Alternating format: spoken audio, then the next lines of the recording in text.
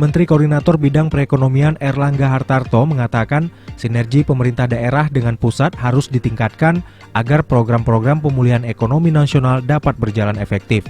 Menko Erlangga saat rapat koordinasi kepala daerah dan wakil kepala daerah hasil Pilkada serentak tahun 2020 secara virtual di Jakarta mengatakan seluruh negara di dunia sedang berjuang mengatasi pandemi COVID-19.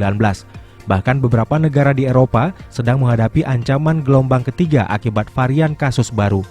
Di sisi lain, Indonesia terus menunjukkan perbaikan terutama sejak penerapan pemberlakuan pembatasan kegiatan masyarakat atau PPKM dan PPKM Mikro.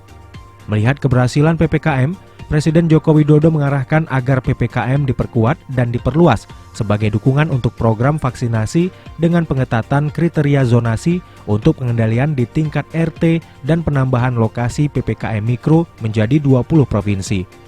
Ketua Umum Partai Golkar ini mengungkapkan penyuntikan vaksin hingga 13 April 2021 telah mencapai 15,6 juta dosis dengan kapasitas vaksinasi harian mencapai 500.000 dosis suntikan.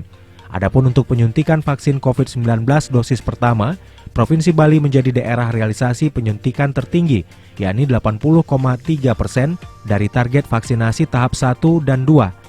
Sedangkan untuk vaksinasi dosis kedua, DKI Jakarta menjadi daerah dengan persentase realisasi tertinggi, yakni 24,24%. Seperti diketahui sebelumnya, untuk mempertahankan tingkat pengendalian COVID-19 yang telah mencapai momentum lebih baik serta belajar dari libur Hari Raya Idul Fitri 2020 yang menyebabkan peningkatan kasus hingga 93%, pemerintah mengambil sejumlah kebijakan pada tahun ini.